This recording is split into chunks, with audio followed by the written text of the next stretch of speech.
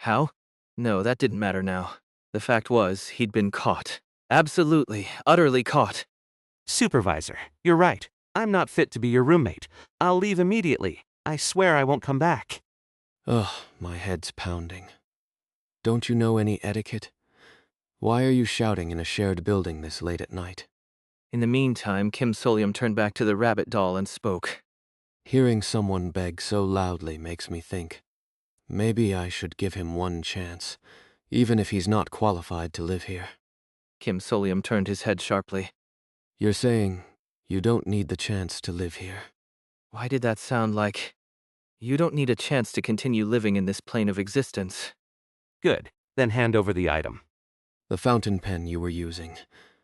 The one where you write something on a sticky note, and it becomes a suggestion. I don't trust you not to pull another stunt, so I'll keep it somewhere safe for now. How the hell does he know that? Even as fear crept up his spine, Baek Deok-soo gritted his teeth. Think about it, Supervisor, sir. Honestly, I haven't caused you any harm with my actions, have I? He spoke desperately, his voice full of urgency. I need this item. I absolutely can't give it to anyone. I swear I won't use it on you again, so please. Why would I believe that? Take a good look at yourself. Kim Soleum pointed at him. I told you the confirmed entry method to get into Sekwang Technical High School. Even when you tried to kill me there, I didn't get mad. It was a simple fact. And yet you repay me with hypnosis? I have no reason to trust you. He couldn't argue with that. Even if the supervisor in front of him was a lunatic, he was a skilled one. And perhaps Baek Deok-soo was the crazy one for picking a fight with him. What's happening? Was I wrong? Baek Deok-soo's mind whirled, torn between faint guilt, self-loathing, and overwhelming fear, all tangled in a storm of rationalization. But since it's still your item, let me offer some compensation. Kim Soleum reached for something he'd placed on the kitchen table. It was transparently wrapped, and Baek Deok-soo barely suppressed a scream as he stared at the small black sphere with a faint violet iris shifting within. This isn't just an eye. It's bio-equipment. A piece of equipment with certain abilities. Kim Soleum explained the capabilities of the eye. As he continued, Baek Deok-soo's expression shifted dramatically. Baek Deok-soo clenched his teeth. It was hard to believe, but he willingly handed over the pen. With trembling hands, a mix of anticipation and confusion, he accepted the bio-equipment Kim Soleum offered him. That's a shitton of cold sweat. I finally ended my conversation with Baek Deok-soo and slumped onto my bed, battling headaches and coughing up blood. It had been a struggle to mask my pain. I managed to maintain control, didn't I? At one point, he'd lunged over to nab the eye and I almost flinched. It was ridiculous to be dealing with this in my condition, but there was no time for self-pity. I couldn't leave a sociopath with a brainwashing item lingering near me while I was sick for the next 3 days. I think I handled the carrot-and-stick approach well. I thought about the purple eye I'd handed over. It wasn't a threat to me, but had useful features for Baek Deok-soo. Well, it just so happened to be a left eye, so he could use it without needing an extraction. Anyway, of all people, I ended up as roommates with that guy. Though, come to think of it, Go Yong-hyun and Jang Yong-hyun were the special cases, and Baek Deok-soo might just have the average company personality. In this place, it feels like you can't swing a stick without hitting a sociopath. The more I dwell on it, the more depressing it gets. Let's think of something positive. For example, the upcoming gift presentation ceremony. I stood up and retrieved an item from my tattoo inventory, a ribbon hair tie, which I had bought in lieu of change at the boutique. Do you like it? I had a feeling you might have guessed it's for you. If it didn't suit his aesthetic, I'd probably end up sweating bullets trying to find another offering. But Braun's response was cheerful. Ah! It was quite obvious, wasn't it? Not realizing it would have been unacceptable as a show host, but pretending not to notice is also part of an entertainer's job. At last, even this stuffed body can be properly dressed. His tone carried a rare note of excitement. Smiling, I adjusted the hair tie and neatly tied it around the plush bunny. Thanks for everything, Braun. The bunny's round button eyes gazed into the air. When I looked away, his familiar, upbeat host's voice followed. As your friend, it was the natural thing to do, Mr. Roe Deer! The ribbon might have been purely ornamental. but Braun's voice brimmed with joy as it was donned like a bow tie. A neat appearance is an essential courtesy for anyone performing in front of an audience. Wouldn't you agree? Braun seemed delighted as I repeatedly adjusted the bow tie for the perfect angle. At the same time, he urged me to rest. Mr. Rodeer, maintaining your condition is a basic professional skill. Rest is essential, so it's best you head to Dreamland promptly! A gift presentation ceremony for a good friend. One of today's few rewarding moments. Normally, I'd revisit the wiki for a read-through, but I doubted my broken phone or my ailing body could manage it tonight. I'll get a new phone or repair this one first thing tomorrow. As long as the memorial pop sock was intact, swapping phones wouldn't hinder my wiki access. I lay back comfortably on my bed and prepared to remove the pop sock from the broken phone. I quickly flipped the phone over. The pop sock had a crack. The pop sock had a crack. I don't know how I managed to get through that night after noticing the crack in the pop sock. The next day, I ignored my illness, headed out immediately, and bought a new phone. After transferring my SIM card, I nervously attached the cracked pop socket and powered it on. Thankfully, the wiki was still up and running, but Dark Exploration Records. Ghost Story. although it eventually restored itself, the chill down my spine remained. Right, even merch can break. The strange reality of using merch purchased from a pop-up store in a creepypasta universe had made me overlook how reliant I'd become on my phone. Why not copy or back up the wiki contents somewhere else, you ask? That would take over a month. Pages accessed via the memorial popsock couldn't be copied or captured. Every entry had to be painstakingly transcribed by hand.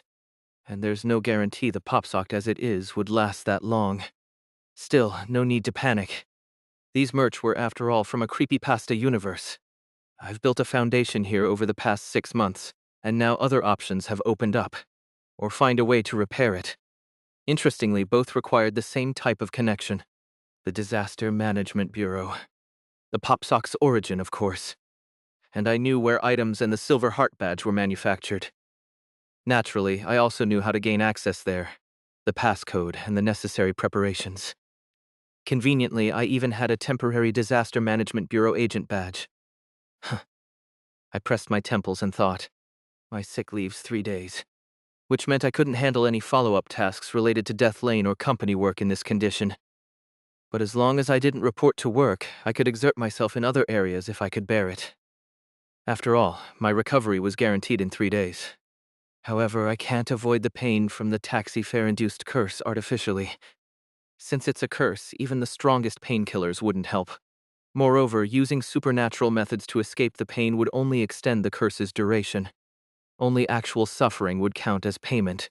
So, unless absolutely necessary, I'd keep my ultra-potent painkiller, Happy Maker, unused. Thinking back to how I used it in that nightmare gave me chills. I truly felt no pain, only peace. Had it not been a dream, or if the Fox counseling room hadn't treated my contamination, I might have become addicted to it, reliving those moments whenever things got tough. I've got to be careful. Don't procrastinate what I can do now. Prepare while I can. I carefully removed the cracked pop socket from the phone, packed it up, and stored it in my tattoo inventory. Braun, we're heading out again. Aha! The indomitable spirit despite injuries! What an interview-worthy story. A testament to one's passion for the industry, wouldn't you say? But if it becomes too much, just let me know. This Braun, your perfect colleague and friend, is always ready to help. That was both comforting and chilling. After another quick shower to wash off my sweat, I slipped on a light hoodie and tucked the gleaming bow-tie-wearing rabbit plush into the hoodie's front pocket. Looking sharp, Mr. Rodeer! So, where to now? To the place in Seoul where young people gather the most. I got off at Hongdae Station. It was fascinating how crowded the area was, even on a weekday afternoon. Even far from the station, there are still so many people. From Mangwon to Yeonam, every street would be bustling with visitors. It was a stark contrast to yesterday's dead-end alley connected to Death Lane. This crowd felt almost surreal. Such a lively place, full of bright and reactive people! Oh, I'd love to invite them all to a show, delivering once-in-a-lifetime thrills and shocks! Thankfully, Braun quickly got distracted, sparing me from having to calm his excited voice. Ah, the aroma of coffee is delightful! Care for a cup, friend? here! You're staggering! Do you need— Cursed with illness, and now out in the bustling city of Seoul alongside this ghost story resident, it was inevitable that strange events would follow. Well, still, the feeling of being in a lively, sunlit area was comforting. A street lined with cafes, drenched in sunlight, with not a hint of gloom to be found. It was almost impossible to imagine anything mystical or eerie happening here in broad daylight, which is precisely why it's safe. I recalled the instructions on how to access the place that could repair my pop sock. The Disaster Management Bureau's document, registered in the wiki, complete with an image of a note. Destroy after thorough reading. Where to go? A cafe with a blue roof and no sign. It's a converted house with a buckwheat flower wreath on the door. With Braun's assistance, I suppressed my presence entirely and slipped into the blue-roofed building. It was a large cafe bustling with customers. Even in broad daylight, the place sparkled with all kinds of lights and decorations, and the staff busily took orders and prepared drinks. Instead of joining the line to order, I subtly moved aside, ducked, and slipped into the kitchen area. Venturing deeper, I soon came upon two doors at the turn of a corner. Though both yellow doors looked identical, one led outside while the other is the door I need to open. Enter through the right-hand door only. Do not touch the left door. Once touched, the location becomes inaccessible through the right door. Carefully, I approached the right-hand door and rapped on the surface rhythmically. Knock, knock, knock, knock, knock, knock, knock, knock. The Jajinmori Jangdan, a beat familiar to anyone who'd gone through Korea's public education. I opened the door just slightly and slipped inside. Inside, it looked like an ordinary staff area, a mix of corridors, storage spaces, and employee lounges, worn-out sofas, desks, laptops, boxes of supplies. In one corner, seasonal decorations were stacked. Look for an object resembling a house, such as a model of a residence, apartment, or yurt. I carefully sifted through the decorations and found it. It seemed to have been used as a Chuseok holiday decoration. The moment I opened it, I fell backward, landing hard on my rear. Already in pain, I felt blood welling up in my throat but suppressed it. This was not a place where I could afford to shed blood. I got up and surveyed my surroundings, which were no longer the bustling cafe but a quiet, enclosed hanok courtyard. The space was eerily still, with no wind and surrounded by walls. The characteristic wooden beams and ivory-colored walls of a traditional Korean house came into view. It felt like stumbling into a break room where no one was supposed to be. Hey, who's there? You can't just, Kim Soobang? The hanok's door burst open, and out came someone with braided hair, wearing a tracksuit. The person pointed a finger at the Disaster Management Bureau's metal badge on my hoodie. I took a deep breath and bowed my head slightly. My apologies. It's my first time here. A new Kim Soobang, huh? Must be those meddling government agents up to their weird tricks again. What if you, a scrawny Kim Soobang, stumbled upon a mischievous noontime goblin while wandering in broad daylight, eh? Though the figure seemed ordinary, just large and loud. What's wrong? Lost your hearing? Why aren't you speaking, Kim Soobang? The title Kim Soobang alone gave it away, and this was their gathering place. Dark Exploration Records, Ghost Story. A ghost story featured in Disaster Management Bureau Identification Code, no records found. Daydream Inc. Identification Code, no records found. A workshop where goblins gather at night to craft clubs and hats. Nearly all exploration logs occur during the day. The Disaster Management Bureau strongly restricts information to prevent Daydream Inc. from accessing it. Refer to the relevant documents for usage details. The goblins were said to gather here nightly, drinking, eating buckwheat cakes, and crafting their tools. This ghost story begins with the idea that some nocturnal goblins enjoy their gatherings so much they linger even during the day. If you approach the goblins idling in the workshop at midday, offer them something nice, and ask them to craft items for you, they'll often do so enthusiastically. Currently, however, they scare off and chase away anyone who isn't a government official Kim Soobang. No one who's been chased away has ever succeeded in re-entering the place. Honestly, it feels less like a ghost story, and more like a modern version of a charming old folktale. Isn't that what urban legends are supposed to be? That's why the Disaster Management Bureau just quietly thanks them and takes the equipment. Some of the low-rank equipment, like pop sockets, issued to rookie agents comes from here, including the glass glove I received from the bronze rank agent. Such harmless and straightforward ghost stories aren't even classified as disasters.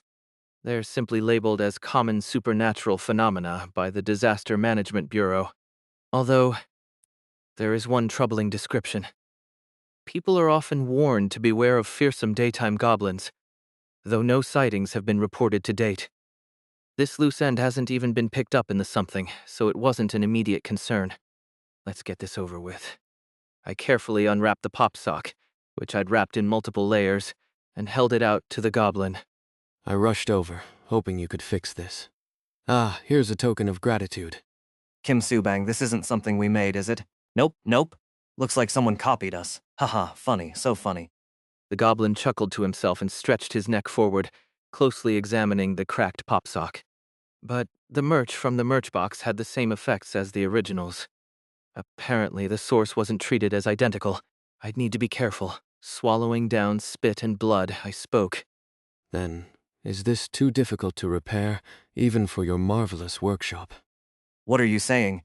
This old-timer can fix anything smaller than my palm. But, you know. A sly grin spread across the goblin's face. Kim Soobang, you seem to have some good stuff on you. Oh, I did bring some buckwheat snacks. There's a delicious smell coming from you. I'm screwed, aren't I? Ah, it smells aged and divine. The goblin grinned even wider. I adjusted my sleeve to cover my wrist, pretending to rummage in my bag before cautiously pulling out the item. Are you referring to this ginseng, Elder?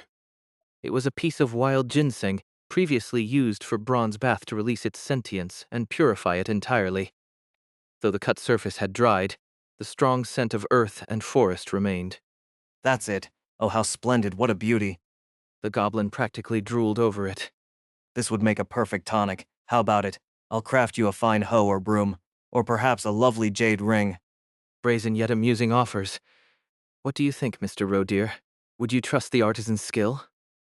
Because I'm here under false pretenses. I'm not an actual agent. I'm only impersonating one with this temporary badge, so I've got to tread carefully here. The government should never find out about me.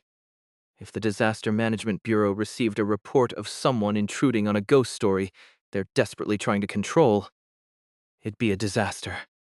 If today had been within 15 days of their scheduled inspection, I wouldn't have come at all. That's exactly the regular schedule for the Bureau's visit. Even if repairing the pop socket is minor, offering premium ginseng and leaving with an item, though, it wouldn't be with any ill intentions, but that goblin would undoubtedly gossip about it. Even if I begged him to keep it a secret, he'd likely forget and slip up later. I'll just give you the ginseng. Please enjoy brewing it into a fine tonic. Oh, what a kind-hearted Kim Soobang. Truly generous. The goblin beamed as he took the ginseng. But you see, it's proper to leave here with something, you know. Which team are you from?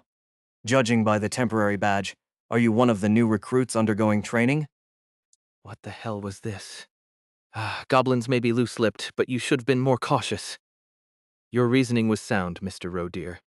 But there's a flaw in your logic. I barely managed to turn my head to look up. Why aren't you answering, eh? It wasn't a goblin. It was a Disaster Management Bureau agent pretending to be one. I knew that the Disaster Management Bureau was rigorously managing the information about this ghost story, Dokebi Workshop, to prevent any leaks. But that's precisely where my knowledge stopped. I had no idea that the Bureau was actually managing the ghost story. After all, not even a mention of this existed in the something.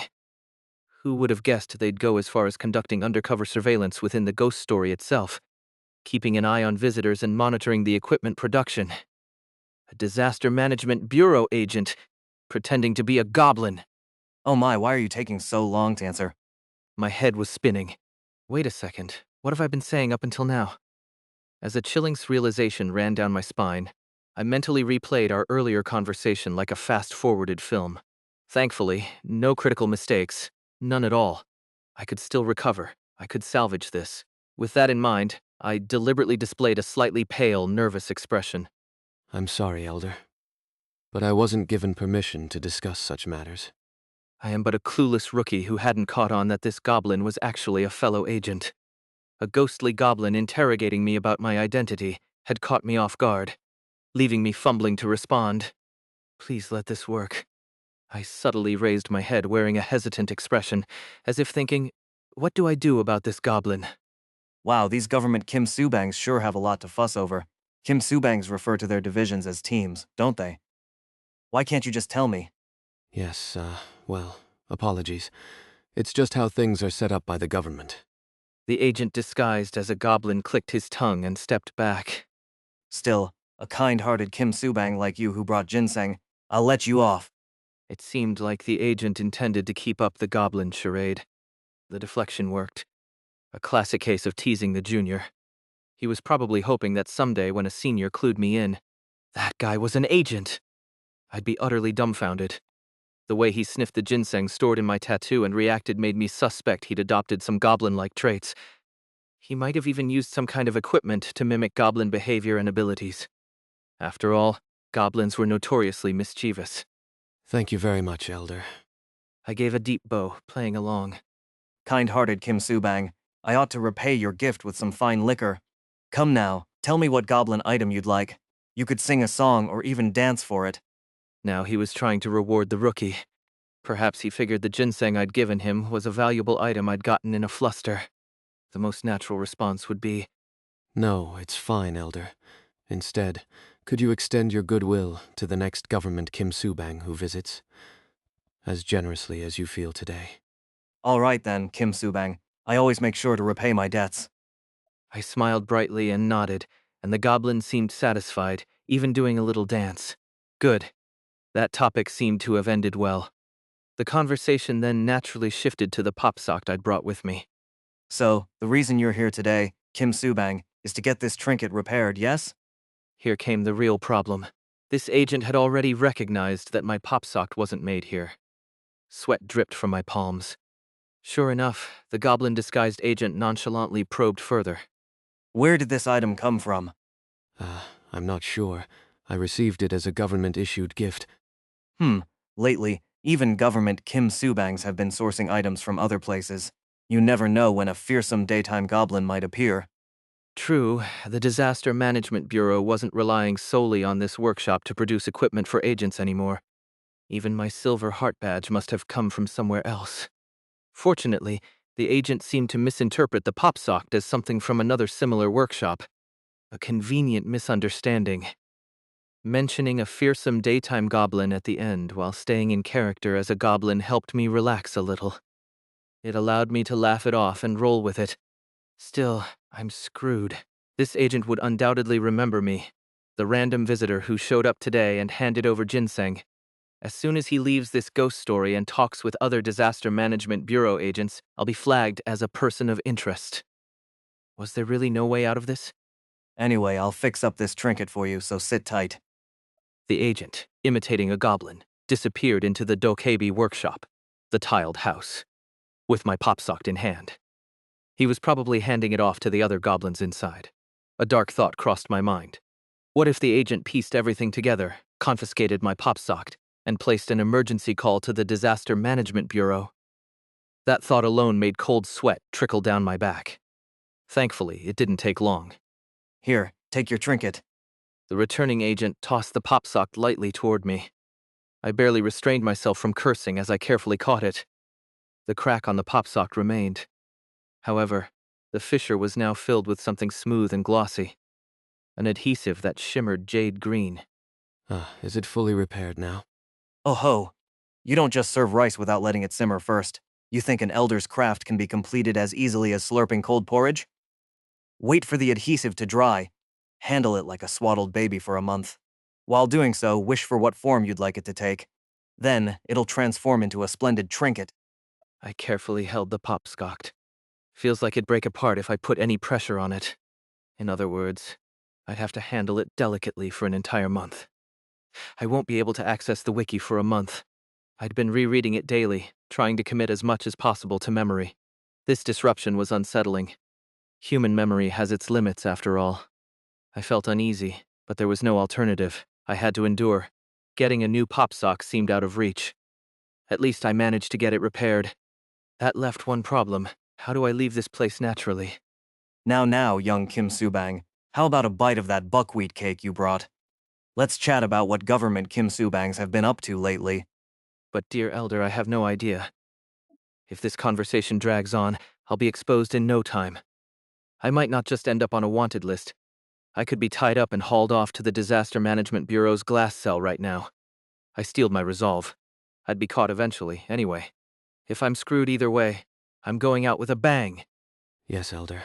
I'm here because Suddenly, I coughed up blood without holding back. Gurgling dark clots spilled down my chin. I hurriedly wiped them away with my sleeve, feigning a panicked expression as I looked at the goblin. It wasn't just to stir alarm. Traditionally, a goblin's most sensitive trigger. The large tiled house trembled.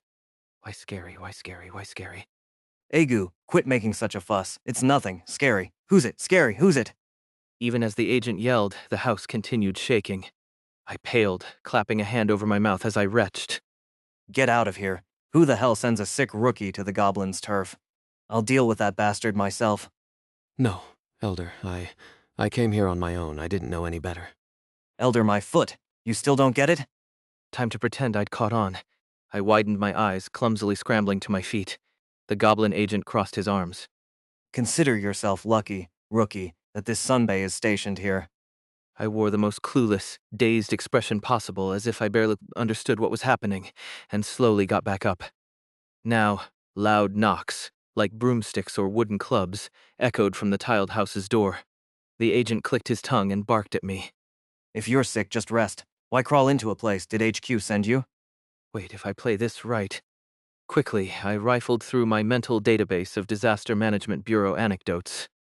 There was that betting culture during training. Like some test of courage where they competed to show off their competence and bravery. Good. I'll go with that. The other trainees told me to get the memorial pop sock, repaired myself. Do they still do that these days? I just smiled sheepishly. The agent, still wearing the guise of a goblin, seemed to suppress a laugh, then rubbed his face before waving me off. I'll let it slide without reporting it to HQ. Just get out of here. What's your code name? It hasn't been assigned yet. I'm still thinking about what would suit me. Fine. You'll know when the time comes. The agent, pretending to be a goblin, gestured. With a flick of his hand, I felt myself being gently pushed. I fell flat on my rear. When I raised my head, I found myself back on the bustling streets of Hongdae.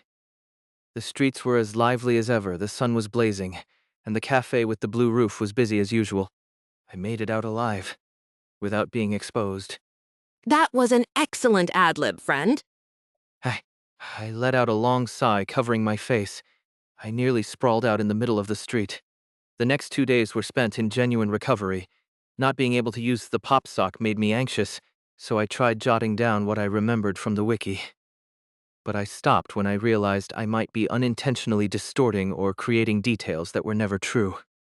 Instead, I obsessively replayed the information in my mind, which made time pass more quickly. 3 days later, back at work, I met Section Chief Lee Jae-hyun again. How are you feeling? I'm fine. You should schedule an additional consultation within the month, Kim Soleum C. Fortunately, he seemed fine too.